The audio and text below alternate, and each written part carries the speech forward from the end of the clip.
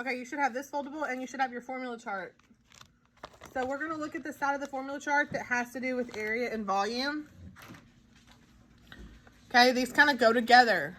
You've got your different shapes. We're going to be doing 4 shapes for area and 1 for volume. Okay, our shapes are triangle, rectangle or parallelogram, and trapezoid. When you look at these shapes, okay, we're going to talk about what the different shapes are, and we're going to talk about what all this stuff over here means. We obviously know what a rectangle is, right?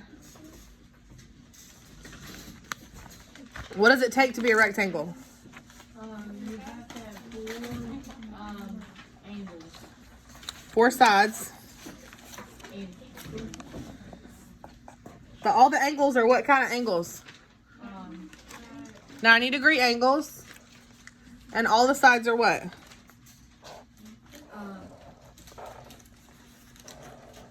Parallel. Okay, mine's not super straight, but you get the idea. These are all 90-degree angles. So, for area of a rectangle, what is the formula that our formula chart gives us? So, what you do is you find your rectangle. You go over what is the formula for area of a rectangle. Okay, what's capital, what's not?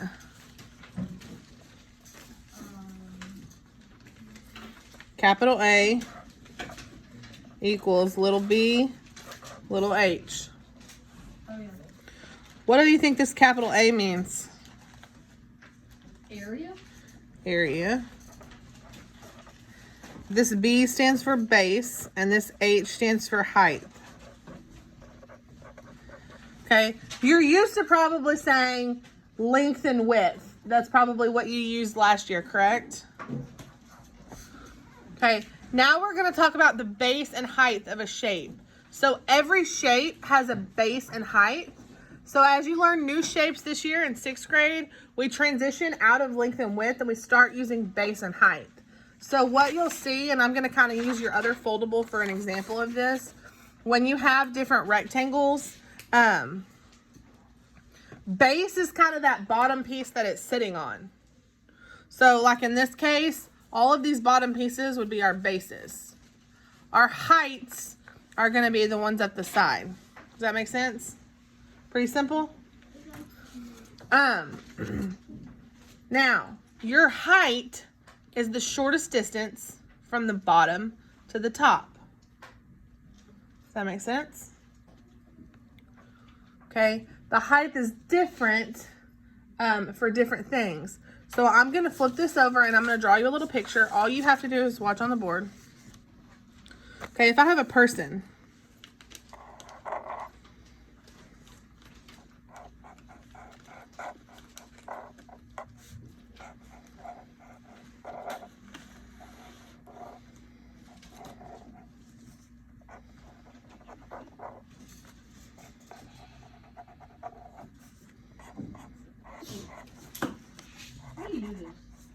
Okay. No, my person looks a little bit more like a monster, but that's okay. If I'm measuring this person's height, I'm going to go from the bottom of the floor straight up to the top of their head, correct? Notice that was the shortest distance from the bottom to the top. What I did not do is start... use a different color. We don't start here and go around their feet and up their legs and around their hands and around their head and then up to the top, right? Because that line is going to be a lot more than this line, correct? Okay, so it's important that you remember the height of anything, of a person, of a shape, of whatever, is the shortest distance from the bottom to the top. Okay, another thing I want you to see is that your height always makes a 90-degree angle with your base. So when we look at a rectangle for that, our height here is making that 90-degree angle with our base, correct? See that? Now in a rectangle, it's super easy. Okay, it's other shapes this becomes information we need to know.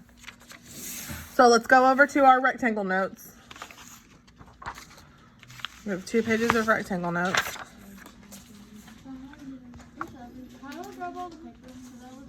Yes. We have 2 pages of rectangle notes. What we're going to do is we're going to start by looking at this shape, and we're going to just take a second to kind of familiarize ourselves with height and base. Okay, so when we look at this, we're going to take the height of it, and we're going to color that with one color, and we're going to take the base and do a different color. So the base is what your shape is sitting on. So like this first shape right here, my base is going to be this bottom, and my height, it can be anywhere. So it could be this side, it could be this side, it could be right at the middle. Yes.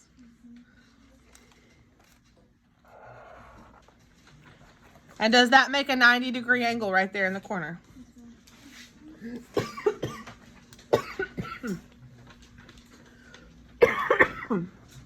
Excuse me. Yes. I swallowed wrong. Okay, so then I go to a different shape. What about when it's turned like this? You gotta like turn the page with it. You can turn it this way, or you can do it this way. It doesn't really matter what you call the base and what you call the height on these, as long as one of them is the base and one of them is the height. So if I make this the base, then I could make either side here the height. Okay, because it's still going to make that 90-degree angle.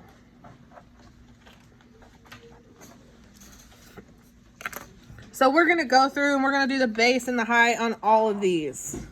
You can kind of do them on your own and then check them with mine. That's fine.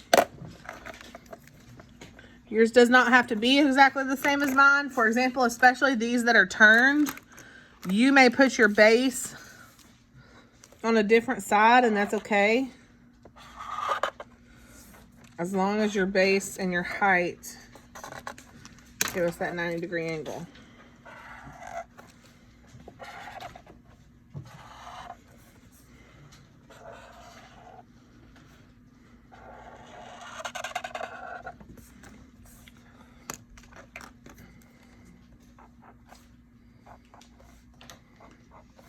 And you don't have to draw the little 90-degree angle symbol.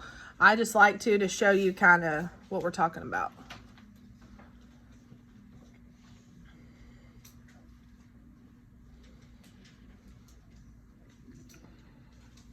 Again, you can use different colors as long as you always do your height one color and your base one color. I kind of crossed really long. Pretty simple? Okay, now we're going to move over to the area of rectangles notes. Okay, the area of a polygon is the amount of surface it covers. The area of a rectangle is the product or the answer to a multiplication problem of the base and its height. The algebraic formula, we just learned this, is A equals little b, little h. And area is measured in square units.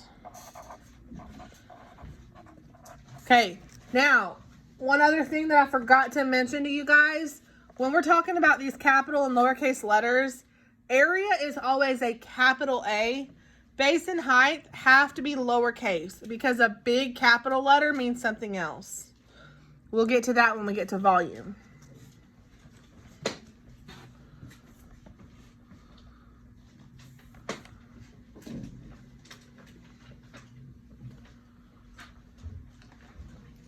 Okay, now when I look at these, there's a couple of things you're always going to do when we find area. You're always going to write the formula. You're always going to write the formula and replace it with numbers. And then you're always going to write the answer. So there's 3 things you will always do. So for example, let's look at this first one. And I know rectangles will seem pretty easy to y'all only because you did it last year. So we're going to start by writing our formula. What is our formula for area of a rectangle? A equals little b, little h, or area equals base times height. then you will always rewrite the formula, but instead of the letters, you're going to change out those letters for the numbers that go with them. So area equals. So when I look at this,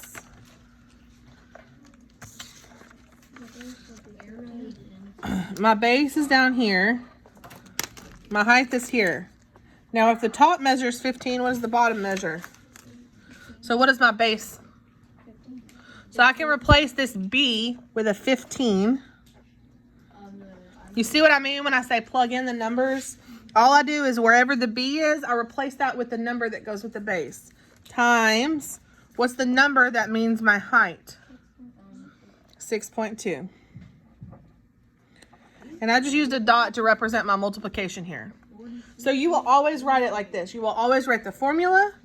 You will always write the formula with the numbers. And then you will always write the answer. So A equals, now we can just multiply those together. 15 times 6.2.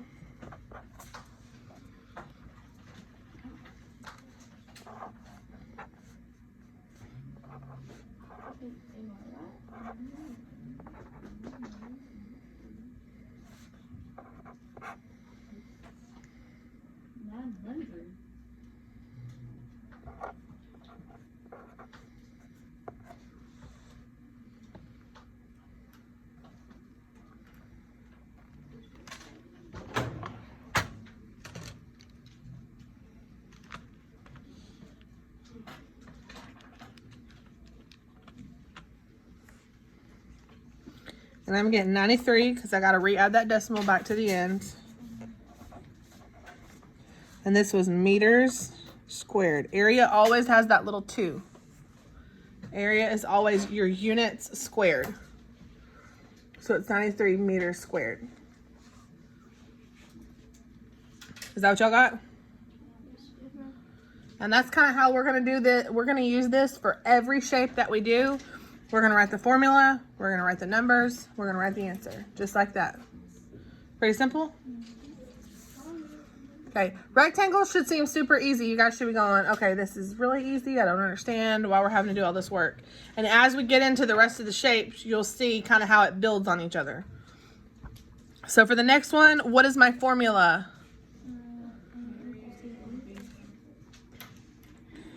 A equals little b, little h. So looking at what my base and my height are, I can change this to A equals. The reason we still write it like this is sometimes they may give you the area and they may give you the height. And if you write it like this, it's no big deal. It's just when you write this A, you'll write the number for the area instead and you'll work backwards and divide. Okay, in this case, we don't have to do that. So my area equals, what was my base?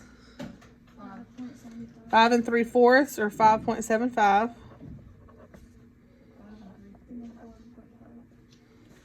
Times 4 1/2 or 4.5.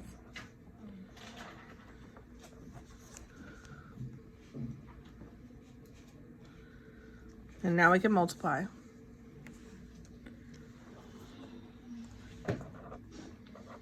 Again, you multiply like normal and then add your decimals back in at the end. I put 4.5 on the bottom. That way I only have to go to 2 rows.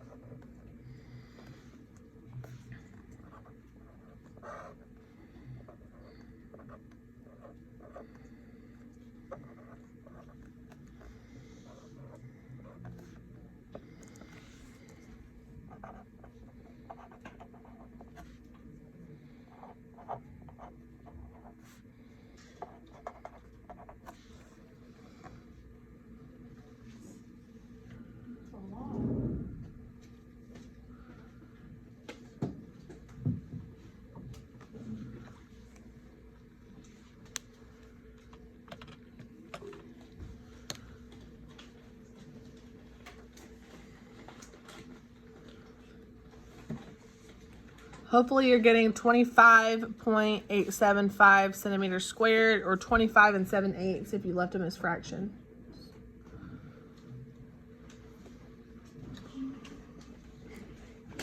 You need to have all this work on your paper. This makes sense to everybody? Not too bad? Okay, let's do the next one. What's different about the next example? It doesn't have a base, but it's a square. It's a square. Okay? So that means the base is the exact same. Correct? So we can set up our formula, which is what? A equals little b little h, or we could say that area equals base times height.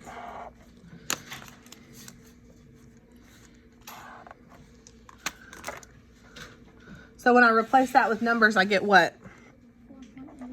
A equals 4.85 times.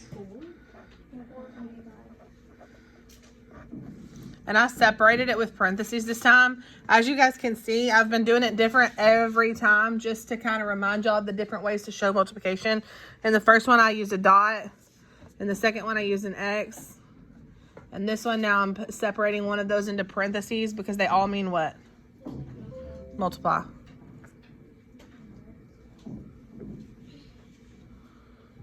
And then to save you guys some time, I'm going to do your multiplying for you on this one. Right? Because my main concern right now is not that you know how to multiply, it's that you know how to set all of this up. So when you multiply these two together, you'll get 23.5225 meters squared.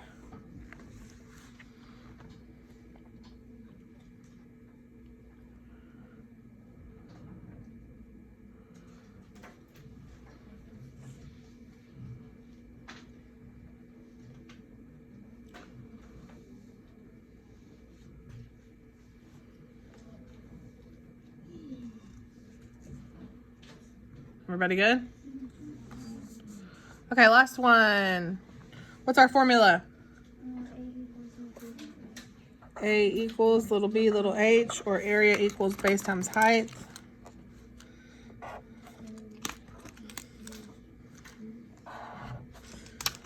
So A equals, what's my base here?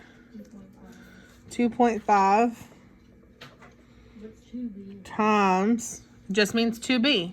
So like 2 times the base? Or 2 times the base. Oh. Okay. So what is 2 times the base? 5.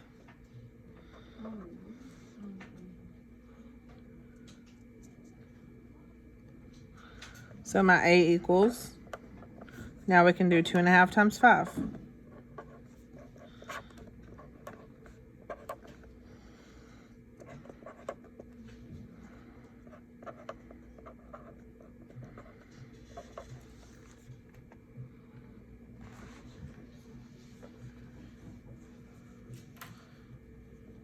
And I got 12.5 inches squared.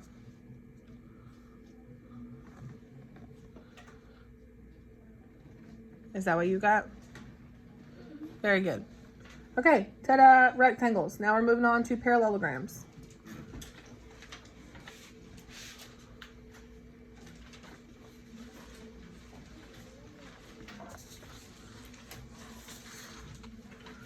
Who can tell me, raise your hand, who can tell me why you think we're doing rectangles and parallelograms on the same day? So we get used to it in the test? No. I know it's What? Look at your stuff that you have in front of you. Kind of. A rectangle is kind of a parallelogram, sort of the same. Look at your papers that I told you to get out today. Polygon?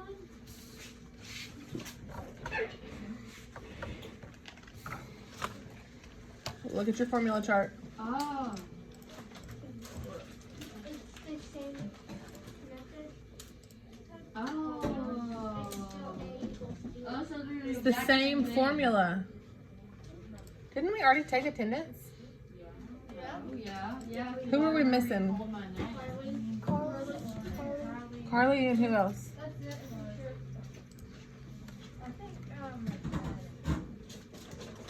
Weird. I know. I guess I never posted it.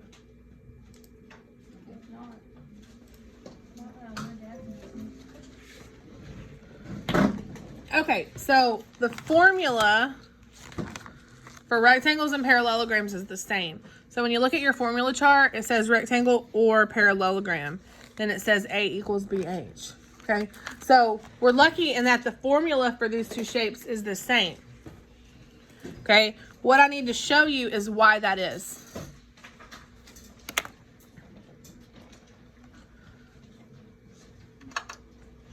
So let's look at a parallelogram. It's like something you add on to make it a 90 degree. But you don't do it yet. Oh, that's triangle. There we go. Yeah.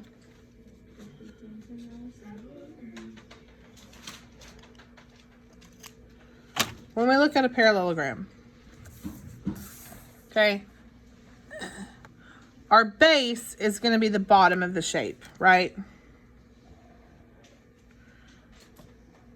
Our height is going to be the shortest distance from the bottom of the shape to the top of the shape. So can we say that the shortest distance from the bottom to the top is to go diagonal? Okay, think back to our person.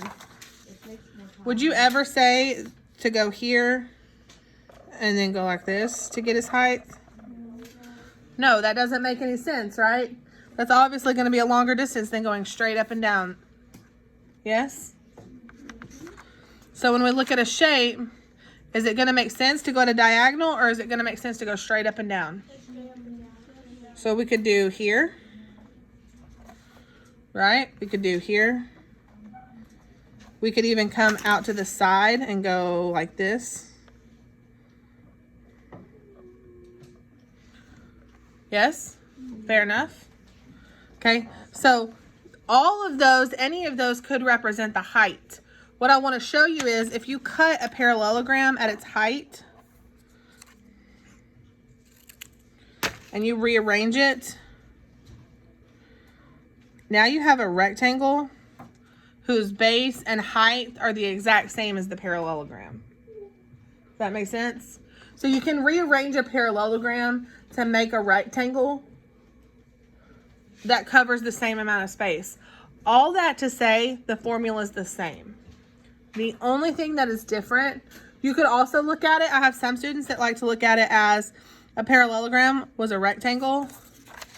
They got punched and tilted. Like you punched it and it kind of flopped over to the side. Okay, all that to say is that a parallelogram is the same thing as a rectangle. It has the same formula. It's just where you find the height is a little different. Because you don't want to run up the side to find the height. Remember, you got to go the shortest distance from the bottom to the top. And you have to make that 90-degree angle with the base. If you ran up the side, so for instance, if this is my base, if you ran up the side of that, would you get a 90-degree angle? No. So wherever that 90-degree angle happens is going to be where your height is. 9 times out of 10, a paper will show you where that 90-degree angle is. These are all examples that you might would see on a paper.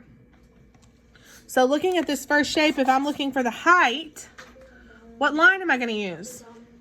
The imaginary line. Why? Because they gave me the 90-degree angle. You could also look at it as that 90-degree angle is little arrows that point to the base and height.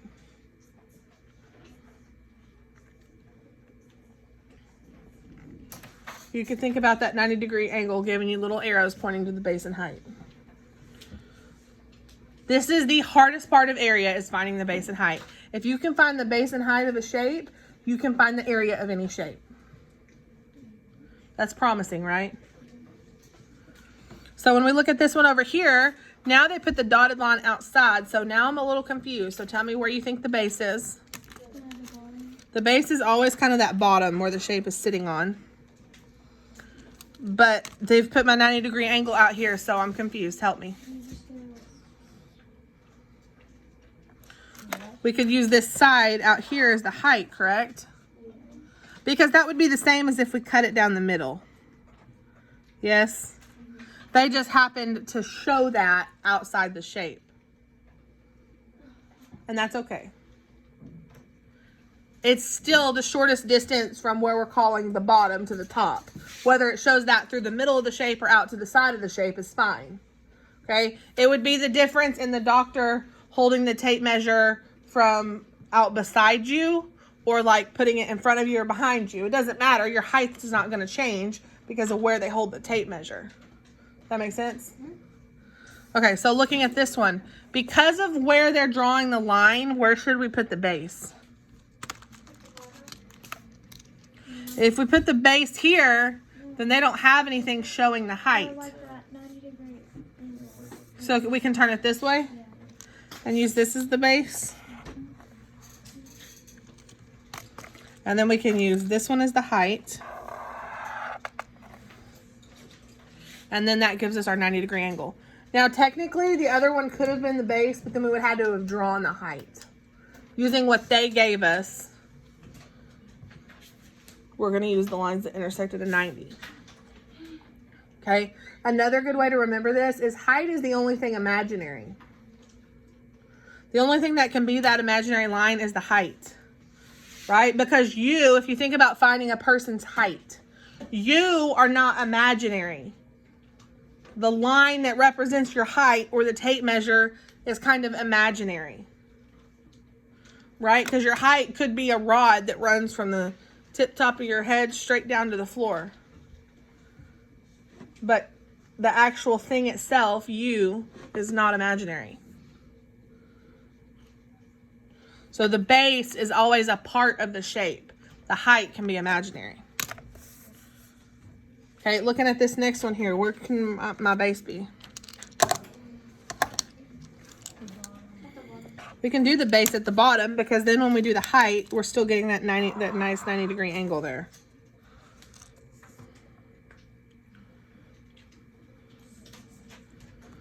Now when you color these and you color your base and your height, you should be able to see where your two lines make a 90-degree angle. And then for the next two, I'm going to turn the paper for both of them. And do my bases and my heights. Now my height is out here. So I could have done my base at the top. But if I connected this and kept going, it does still make that 90-degree angle. It's just not connected. So you could have done your base on this side too. That would have been okay. Does that make sense to everybody? And the way you remember a parallelogram is easy. Because it says parallel in the word. So a parallelogram is one where all the sides are parallel.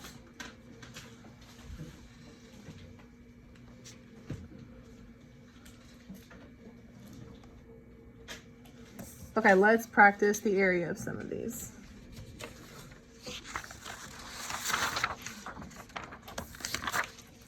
So for area of parallelograms, the area of a polygon is the amount of surface it covers. We already know that. The area of parallelogram is the product of its base and height. Sounds a lot like rectangles, doesn't it? The algebraic formula is A equals BH, and area is measured in square units.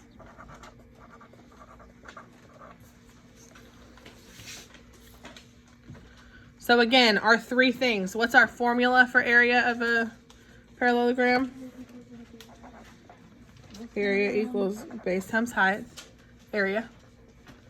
These are just exactly like the rectangular ones. Then I've got to find my base and height so that I can fill in with numbers. So A equals, what's my base, the measurement of my base on this one? 12 times, what's the measurement of my height? So area equals what times what? 12 times 14.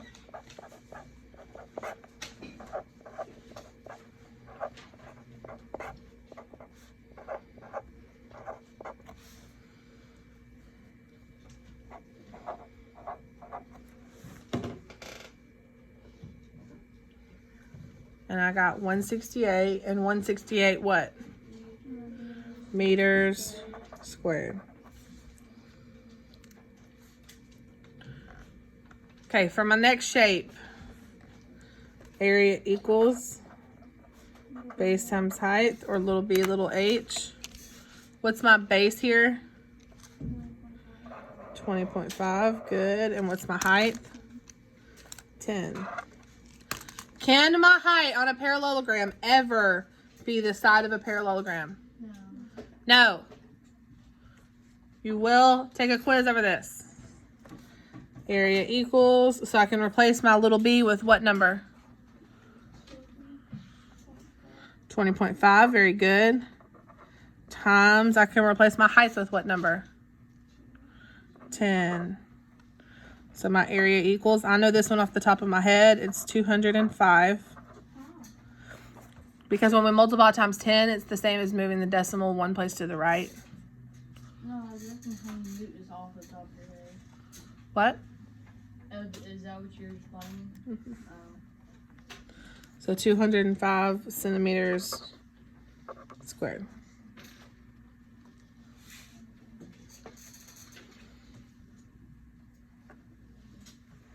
What about the decimal? It goes away when you multiply times 10. If you multiplied it out, you would get 205.0. I just left it off. Okay, and the next one, I want you to try to set it up by yourself. I will actually give you the answer to the next two. Actually, no, I won't. You try the next two completely on your own. Check them with mine.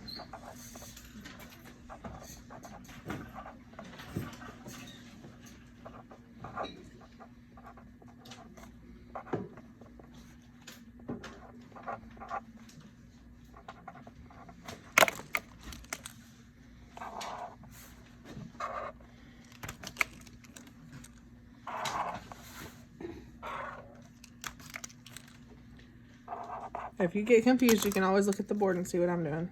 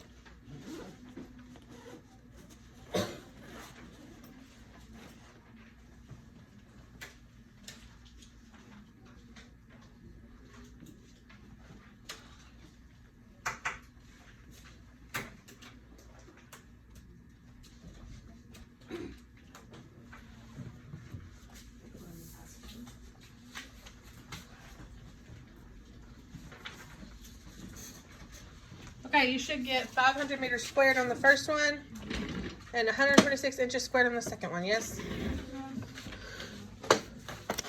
Okay, you're getting a homework paper. We're going to divide this up. We're going to do one shape a night. Okay, that way you don't have 12 questions for one night. So today, all we're doing is rectangles. On the ones where you don't have a picture, you're going to have to draw a picture. On number 2, you're going to need 4 separate rectangles because it's giving you the length and width of 4 separate rectangles.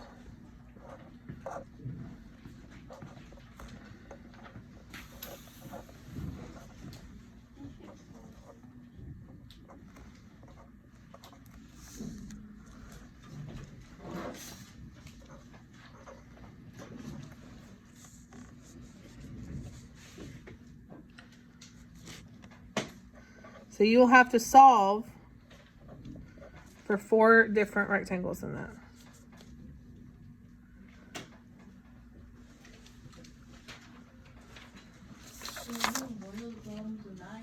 No, you're doing one side a night. I have 4 different sides to this.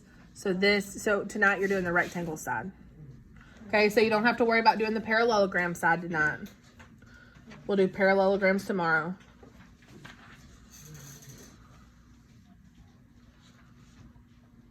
Okay, on number 3, we need to talk about the length and width, or the base and height, same thing. The length is 4 feet longer than its width. The width is 5 yards. How many feet are in 5 yards? 15 feet are in 5 yards. So change 5 yards to say 15 feet.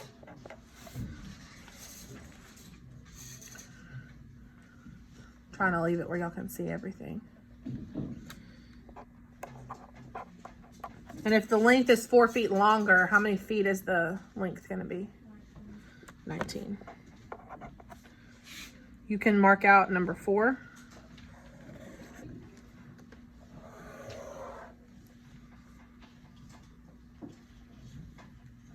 You can mark out number 5.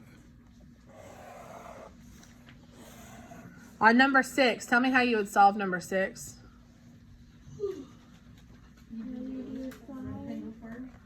You're going to have to find the area of 2 different rectangles, aren't you?